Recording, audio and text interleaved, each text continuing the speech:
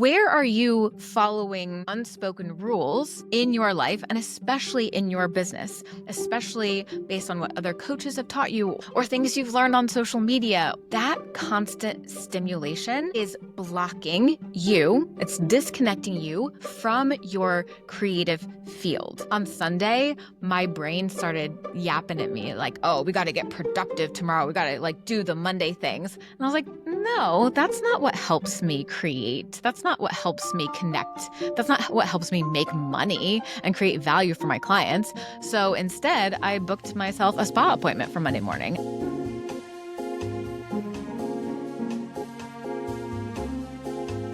Hello, my icons. I am so excited to be here and have this chat with you. And then as soon as I'm done recording this, I am headed off to New York City for the night.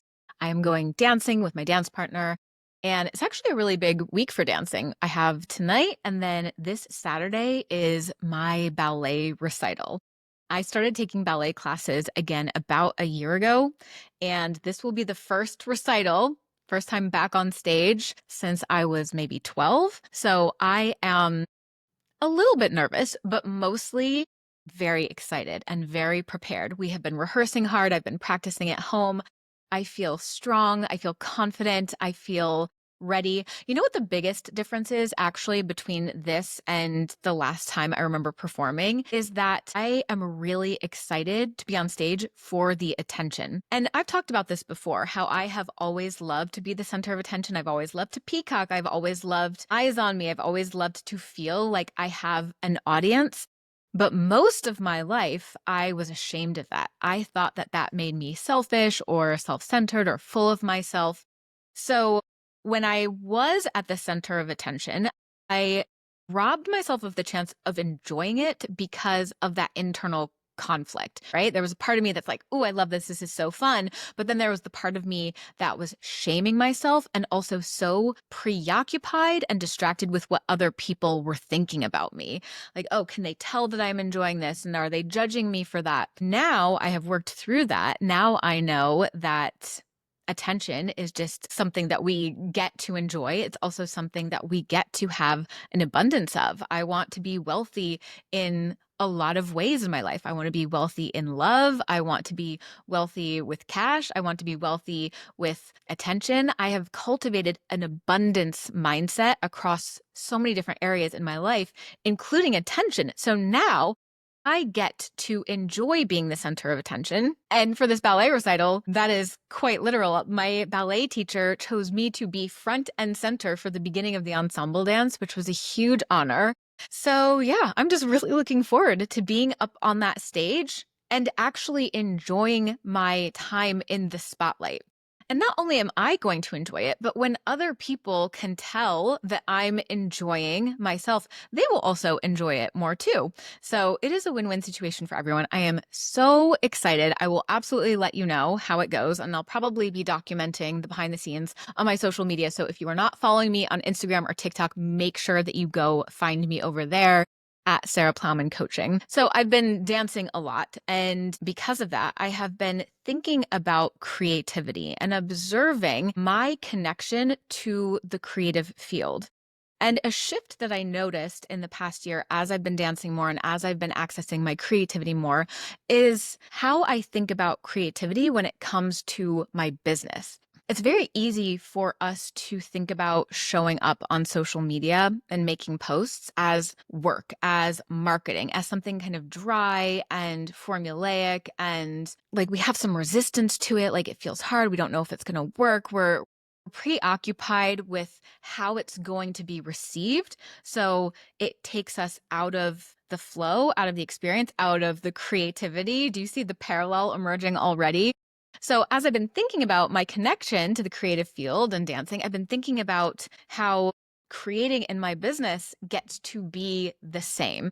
Creating copy, content, landing pages, whatever it is that I'm doing, images, writing, doesn't matter what, in my business, that gets to be a form of creative expression for me. So the goal of today's podcast is to help you reframe how you see showing up in your business. That's a phrase that I hear all of the time from my clients. they're often talking about the resistance they feel to showing up. Even my clients who are really good at taking action, even my clients who have made multiple 6 or even 7 figures, feel this resistance sometimes to showing up in their business. So I want to talk to you about why that is, and then how to reframe that, and also how to connect to your creative field. So the first and most important reframe is that when you show up in your business, you are creating. I want you to think about other areas of your life where you easily express yourselves. So for me, I think about dancing. That has become a place where I easily express myself. I have worked really hard to remove a lot of my inhibitions, which are really just my own judgments of me that I used to project onto other people. So I'm great at expressing myself on the dance floor. I am really great at expressing myself through how I dress. And I'm also really great at expressing myself through how I communicate to my audience via social media, via this podcast, via my emails that I write. And this can be very easy for you too. If it's not right now, it's not because you don't have an opinion. It's not because you are not creative. We all are inherently creative. We all inherently have opinions, have a unique point of view, have something to share with the world that nobody else can say in the same way, right? You plus the tools that you teach are something that don't exist anywhere else. So it's not that you don't have a unique perspective or something to say or value to add. It's that you are busy judging it. You're busy worrying about what other people are going to think about it, which really, again, is just a projection of what you are thinking. You are making yourself not enough when you do that. You're also so used to thinking that what you put out into the world has to follow rules, right?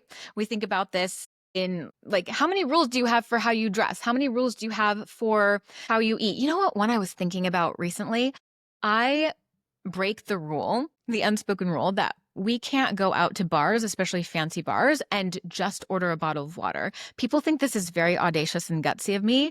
But why? Why can't we do that? Why can't we go to the Four Seasons bar and just order a bottle of water, which I do quite frequently? They see me coming from a mile away. They get my bottle of Evian ready and my champagne coupe, and they love it. They have it ready for me the second I walk in the door. So where are you following unspoken rules in your life, and especially in your business, especially based on what other coaches have taught you, or things you've learned on social media, or courses that you've taken that have really relied heavily on teaching you a strategy? You're holding yourself back. You're disconnecting yourself from your own creative field when you impose all of these rules onto yourself in any area of your life, including your business. So the first thing that we have to do in order to access our creative field is we have to look to our own brains for our own opinion and for expression.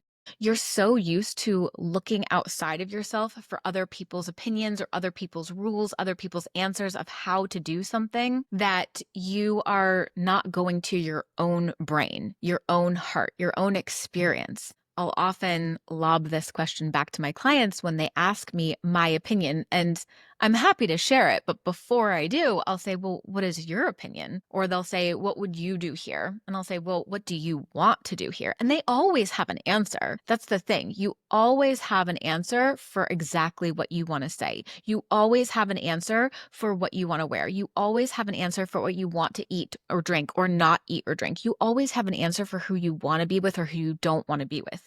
It's not that you don't know what your desires are. And even if you go to yourself and ask that question and you don't get an immediate answer, it doesn't mean that you don't know. It just means that it's percolating and you need to give it a little bit of time to surface, but the answer is always there for you. What you want to say in your business is always inside of you, ready to be said. I host copy coaching calls inside my magnetic membership every week, and you might think that when you come to these calls, I heavily edit your posts or your emails, and I tell you exactly what to say, and I give you a structure and a strategy to follow. But most of the time, this is what our calls sound like. Okay, so I'm reading the copy, and then it won't quite be landing for me, or I'll have questions. It's not quite clicking. And I'll say to my client, what are you trying to say here? and I just have them speak it to me. And 10 out of 10 times, they say the exact thing that they want to say because they're not judging themselves in that moment. They're not trying to get it right as they put it down on paper. So they say the very thing, and I sit there and I just type out exactly what they're talking. I'm like, there you go.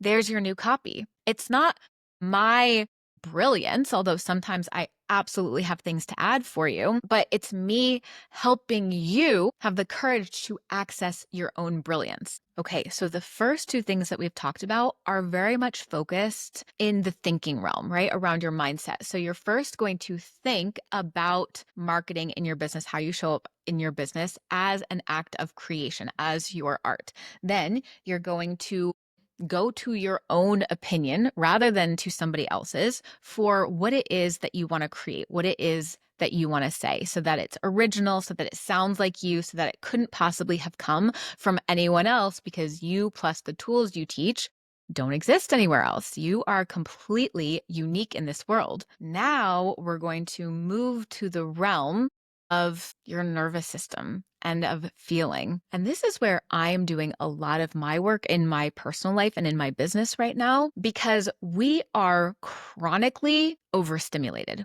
And not just that, but if you're like me, if you are a big thinker, if you're intelligent, which I know you are, you're smart, you're a big thinker, you also are probably certified as a life coach or know the tools of life coaching. So one of your main go-to tools in your toolbox is managing your mind. So you spend a lot of time in that kind of thought field where you're thinking about things, you're contextualizing things, you're giving things meaning, you're trying to change the meaning of things. But that does not help your nervous system, which is really what's affected by the overstimulation that we all experience being humans in the year of 2025, especially when what we do is run online businesses where we're on the social media a lot. It's literally our job to be on social media and on our phones a lot.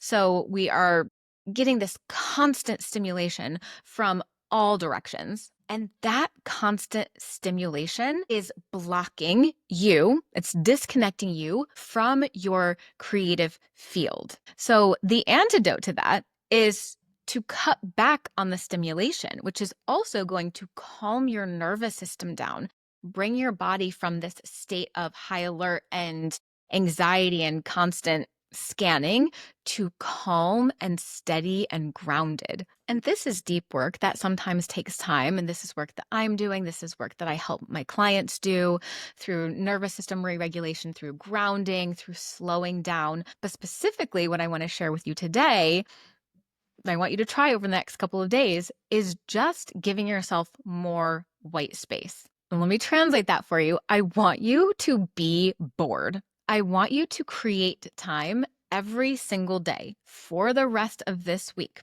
where you are bored and doing something mindless.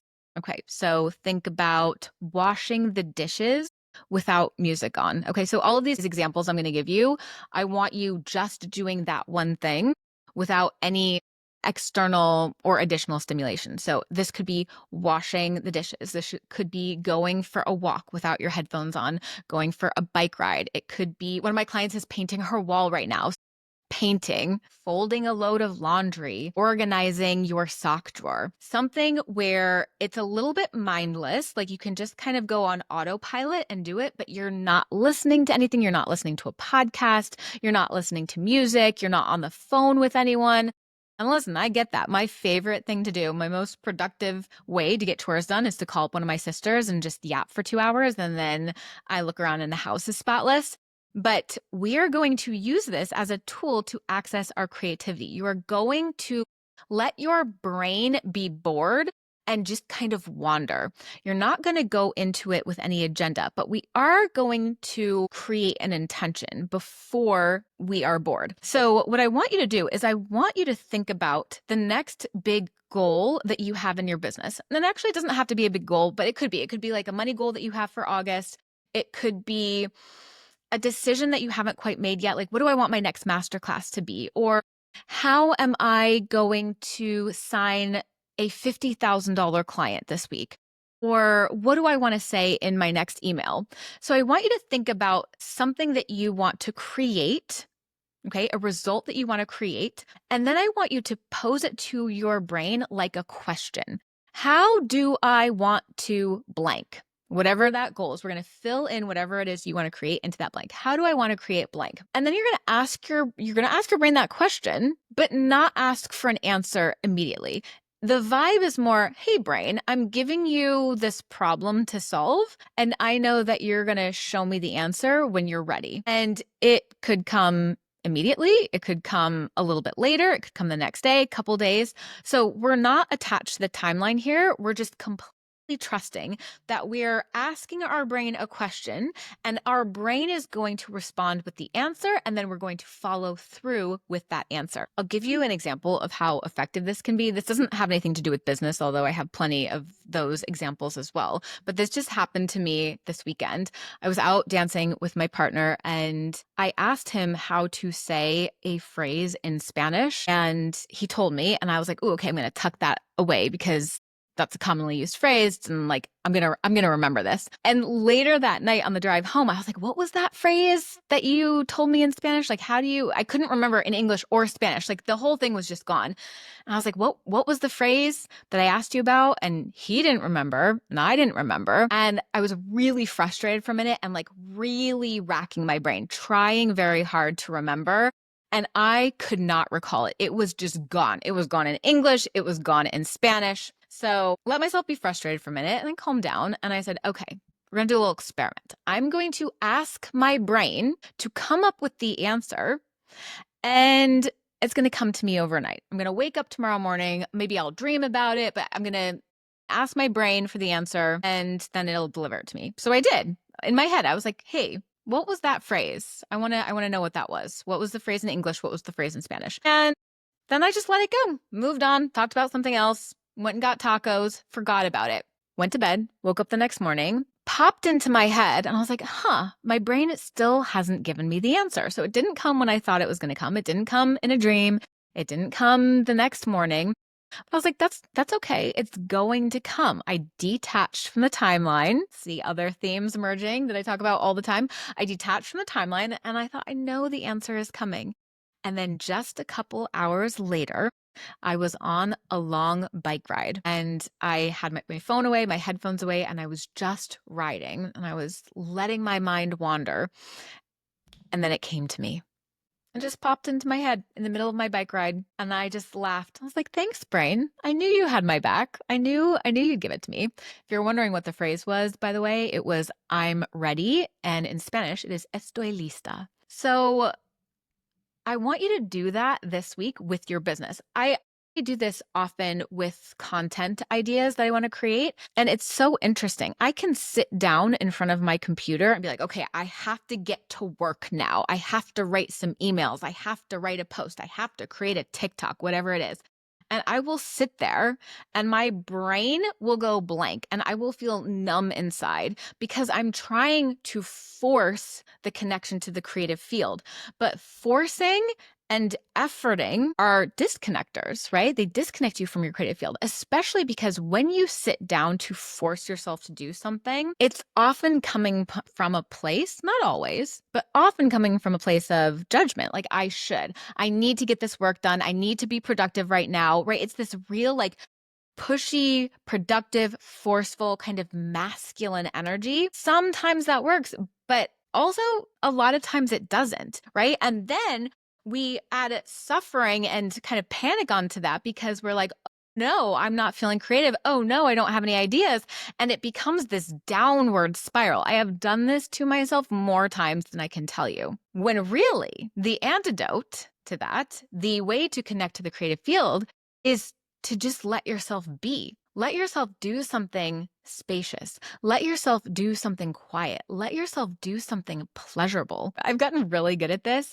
On Sunday, my brain started yapping at me like, oh, we got to get productive tomorrow. We got to like do the Monday things. And I was like, no, that's not what helps me create. That's not what helps me connect. That's not what helps me make money and create value for my clients. So instead, I booked myself a spa appointment for Monday morning. And I was like, that's what's going to feed me is getting all dressed up on a Monday and going to a beautiful spa. I booked myself an hour in the relaxation room. So I had the LED therapy sauna and then a cold plunge shower, which I'd never experienced before. And it was absolutely magical. It was absolutely magical. And I let myself do that on a Monday morning instead, because I know that the 30-minute walk to the spa with me all dressed up and enjoying a cup of coffee and enjoying the relaxation room where, again, like no stimulation, just let myself lay there and let my mind wander, is where I come up with all of my best ideas. And lo and behold, I did yet again. Here's the thing. That sounds amazing, right? Like you're listening to that and you're like, fuck yes, that's the life I want. I want to spend my time going to the spa and coming up with ideas and then signing $5,000, $10,000, $50,000, $100,000 clients that afternoon. And that is how it works. But getting yourself to show up in that way is challenging. One, because it's different and new. That is not the way that most people show up. So anything new, anything different, if you haven't already been operating this way, is going to feel foreign. You're going to feel wobbly and it's going to feel not great, to be honest with you. Plus, you're going to be worrying about other people's judgment. I think about this all the time. Like, are people judging me that I live my life with so much pleasure? Are people judging me that I look like I don't have a job? Are people judging me that what I'm doing on a Monday is going to the spa again? I just did that last Monday. Who the fuck do I think I am to be starting every Monday going to the spa? These thoughts literally still run through my head. But I have to remind myself, this is the way that it's supposed to be. This is the paradigm that I'm shifting into. I'm not the one who's got it wrong. It's everybody else who's got it wrong, who thinks that we have to suffer and that productivity comes from taking action and efforting and forcing. That's actually just spinning your wheels and keeping us in burnout, anxiety, panic. That's not actually love and creation. But it does take courage to be the one who does it differently, right? Because 99% of the world operates one way, and here we are daring to operate in a different way. That does take courage. That does take conviction. That takes having your own back, even when people don't understand it or want to criticize it or want to pull you down, like with this must be nice kind of attitude because they think they can't have it too. Right? When people are criticizing you, whether it's implicit or explicit, it's because deep down inside, they would love to live the life that you're living, but they don't think that it's possible for them. They haven't given themselves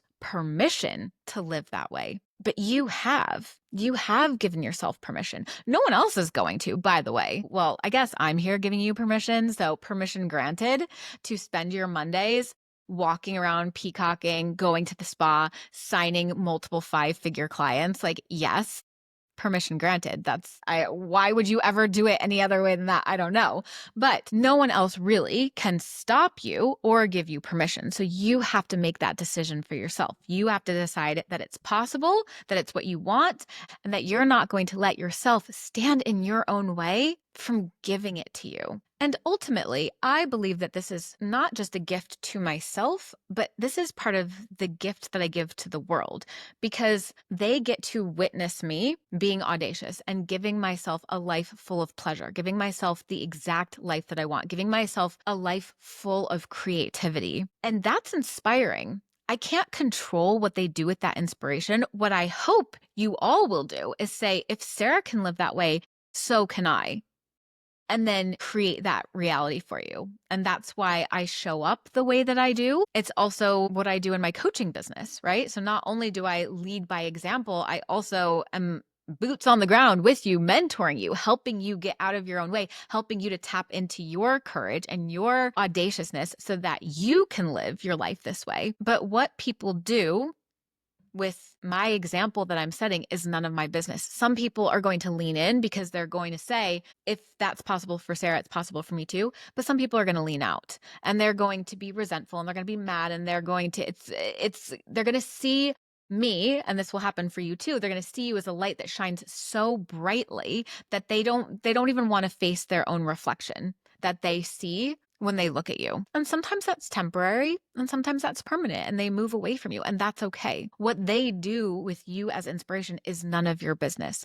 Your job is to stay connected to yourself and stay connected to your creative field. And one final note I want to add here is staying connected to your creative field doesn't mean that you're always going to have like the floodgates of creativity open, because we're not designed to stay in any one vibration all of the time. Right? That's exhausting. And to put that expectation on yourself is just another rule. It's just another, I should be creative or I should be this one way all the time.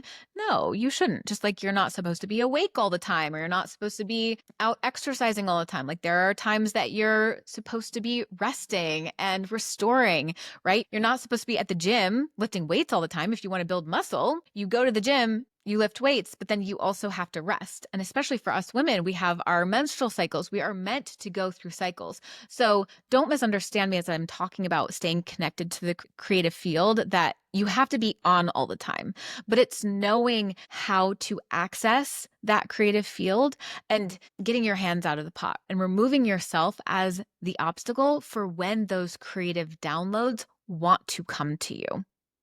Okay, so you have the reframe. You have your homework assignment for this week.